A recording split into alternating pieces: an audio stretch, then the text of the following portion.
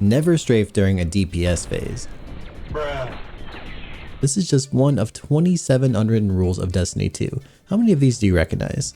Playing games with friends feels great. Maybe it's even the reason that you installed Destiny 2 in the first place. It's fun to have good times with people in the game, whether you've known them for years or just a few minutes. However, sometimes people don't get that playing with friends means actually using their controller or mouse and keyboard and not just sitting around AFK. So not only are they not contributing, they're also occupying a player slot in your fire team, meaning that someone else can't join. It seems only fair to punish them for wasting your time, and by far the best way to do this is by pushing that AFK player off the map. Easy as that. Bye, have a great time. It's a funny but very instructive message to your teammate that they should never make you wait for too long. You know what I hate? Inefficiency.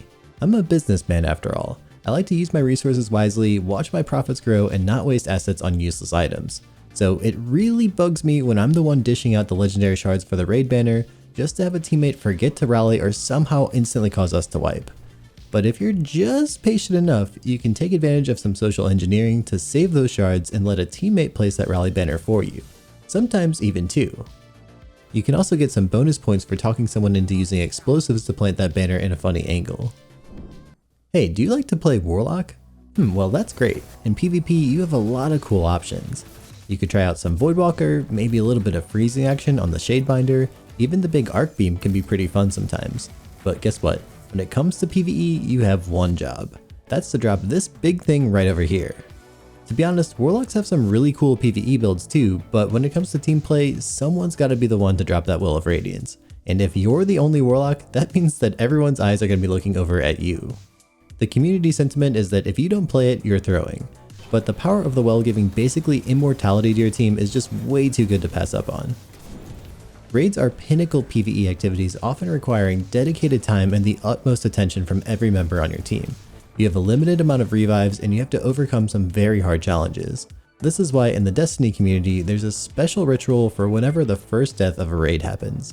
Someone on your team has to proclaim, "Well, there goes Flawless." Of course, you were probably never going for flawless anyway, but hey, if there's a chance to rub in the pain of being the first one to die, someone's gotta do it. And when you do finally clear that encounter, especially after several failed attempts, you gotta say first try. In the Last Wish raid, you have to DPS Riven's Heart at the very end to help the Techeuns cleanse it. Or at least you need to tell the Blueberry in your group that you must DPS it to prevent a wipe. Just try not to laugh too hard when they panic a little bit because they don't see any damage numbers. While we're on the topic of raids, veterans know that one of the biggest hype days of every year is when the newest Destiny raid is dropped and Guardians race for the title of World's First to complete the challenge. For most of us, this isn't a very realistic outcome, especially since Salted Greppo exists, but it's still really fun to go in blind and experience the new raid. These raid races can lead to marathon days where teams try to beat the raid in the first 24 or 48 hours, and if you're going to compete in one of these races, you better be prepared with some really good snacks and meals to keep you focused and fueled up. I've tried many different meal prep services over the years and some of them have been pretty good, but I recently started using Cook Unity and they are truly changing the game. They have a completely different approach to meal delivery where they connect you directly with a group of talented personal chefs. This team cooks delicious meals fresh every day in regional micro kitchens instead of those huge warehouse production facilities like you'll find from many of the other services. The meals they offer are prepared with real ingredients and nothing artificial, and they use humanely raised meats and organic ingredients whenever possible. They also offer plenty of options for different dietary types, so if you're eating paleo, gluten-free, or vegan, or some other dietary restriction, you'll have plenty of options. Every meal arrives fully cooked, so all you gotta do is heat it up, and the recommended heating instructions are provided directly from the chef. Some of my favorites lately are by Chef Esther Choi from New York. She specializes in Korean food, which is one of my favorite cuisines. I really love the beef bulgogi ramen, the Korean barbecue spicy pork with caramelized kimchi, and the Korean flank steak rice bowl. All of her meals were super easy to heat and they were delicious. I highly recommend you try out a few of her recipes. If you want to try it out, the subscription is super flexible and they let you pause or skip weeks or cancel at any time. Just go to cookunity.com/pattycakes50 or click the link in the description and use my code pattycakes50 to get 50% off your first order of Cook Unity meals to try them out for yourself. Thanks to Cook Unity for sponsoring the video, and let's get back to some more unwritten rules. In PvP, good team communication is vital, and telling your teammates how much damage you've dealt can really help them make some good plays. Having quick and accurate callouts is incredibly important as the games become more difficult. Of course, as tensions rise in the fight, your PvP teammate at some point will surely call out he's one shot or he's absolute after just barely scratching their opponent. If you're unfamiliar, this callout comes from older games and it means that your opponent can be killed with just a tiny bit of damage. But in your case, this couldn't be further from the truth. So of course, you go push that enemy who's apparently one shot, only to find them basically at full health and ready to send you back to the respawn screen. Good teammates, gotta love them. Speaking of bad teammates, don't you hate it when they just don't revive you? Dying is a natural part of any gamer's play session. Still though, nobody likes it when it happens.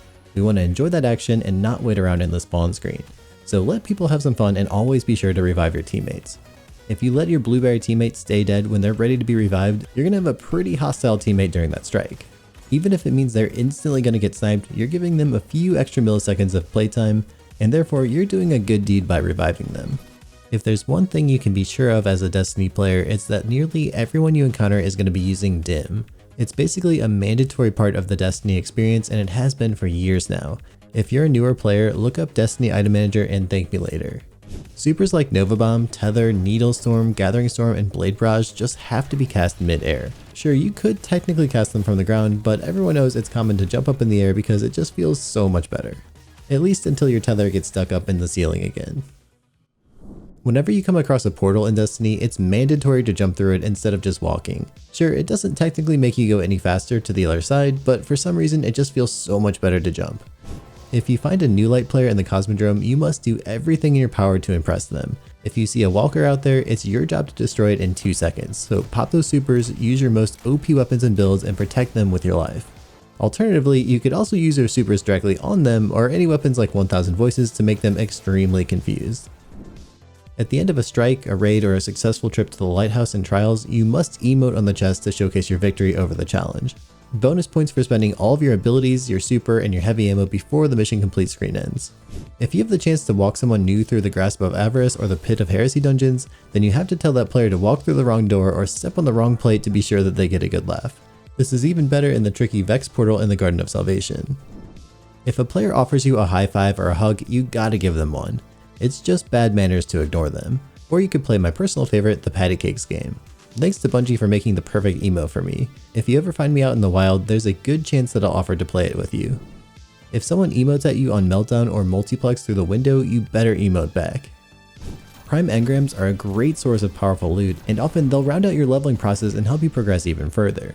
Just one powerful engram can be the missing puzzle piece that you need to hit that next higher overall level and get better rewards from your next activity. This is why it's absolutely essential for you to go open that prime engram as soon as humanly possible. Doesn't matter if you're in a raid or the middle of a decisive round of trials, if you get a prime engram, you immediately must tell your team that you need to go to the tower and open it up. Of course, this meme gets even better when you're already at max level and you get a prime engram as soon as you start that first raid encounter. Hey, listen here, I have a secret for you. There are some things you just don't do in a raid group, and one of them is answering a seemingly innocent question. Is anyone using Divinity? Every Destiny player knows that if you run Div, that means that you're not dishing out some insane DPS numbers on the wipe screen to impress all of your buddies. Luckily, if you stay quiet for long enough, someone will eventually pipe up and reluctantly offer to buff the team for you. The F word. No, not that one. Oh, not that one either. I'm actually talking about the F word spelled F-U-N, fun. Yep, that one. For the PvP players amongst you, that word might be beyond your vocabulary. Because it's an unwritten rule of Destiny that whenever you play PvP, you just have to try your absolute hardest. If you don't, you're going to have a rough time in the Crucible. You queued Control? Well, people are already pulling out the no time to explain and their best shotgun. How about some Rumble? Well, that one's infested by Peacekeeper Titans breaking your ankles by strafing while spamming that Immortal at you all day long while flexing their insane KD emblem. Maybe you dared to dip into the competitive playlist. Well, you better level up your sniper aim because you just got sniped from 3 corners of the map all at the same time. The PvP player base does not care that you just wanted to go out there and have a good time. They're in it to win it like there's $1 million on the line every single game. I guess that's also why Destiny doesn't really have any esports tournaments. It seems like most players think that PvP is already a tournament all of the time. Do you like getting your thing stolen? Well, I certainly don't, and in all likelihood, everyone else in your lobby doesn't either. This is why in PvP you should never steal special ammo from the guy who just got the kill. Let them go have the ammo that they earned, and you can go out there and get your own kills to get your own reward. The green ammo is for the player who just got that kill. This is especially true for teammates who like to snipe since they need to walk all the way over to that green brick to pick it up. And while we're on the topic of stealing things, another thing you should not steal are tangles. These are even harder to make, and taking them is a really annoying move. Usually the player who made them is going to really look forward to using them for some aspect of their build, and if you take them, you're sabotaging your teammates' ability to play the game how they want to play. Look at our buddy True Vanguard over here. See how he uses a tangle to make a massive play and win an almost completely lost trials round? If you took that from him, he couldn't make that play. I think you get the idea. Don't touch things that don't belong to you, simple as that. One of the largest aspects of the skill gap in Destiny, if it even exists still, is the movement skill gap. Destiny Sweat players are notoriously well known for their insanely high egos, and they'll make sure that you're aware of every single drop of skill that they possess. One way to show off that movement skill is to abuse it against an innocent NPC. So the unwritten rule is simple. Always show off your movement to Rahul by sliding at him like an absolute pro gamer. Sure, you can get around the tower by slowly walking around, but that's no fun. Veterans know that the best way to navigate the tower, or really any social space for that matter, is by sprinting, jumping, and sliding as much as possible. Especially if there's a downward staircase, then you must slide down it, no exceptions. Positioning can be a hard topic to master in PvP. I mean, you can get shot through this thing, did you know that? Well, one of the best positional advantages that you can have is to have high ground. That's why all of those sweaty warlocks float way up in the air. Uh-oh, you missed that shot. Whatever shall you do? Well, if you're a real member of the Destiny community, you know that the only thing you can possibly do is blame the netcode. Ain't no way your aim is bad and you need to practice more. It's always the game's fault for not registering that shot. Making a steep departure in tone from the last rule, this one claims the exact opposite. In fact, everything bad that ever happens to you in Destiny 2 is of course a skill issue. Lost a 1v1? Skill issue. Got solo supered? Skill issue. Died after all of your teammates got farmed?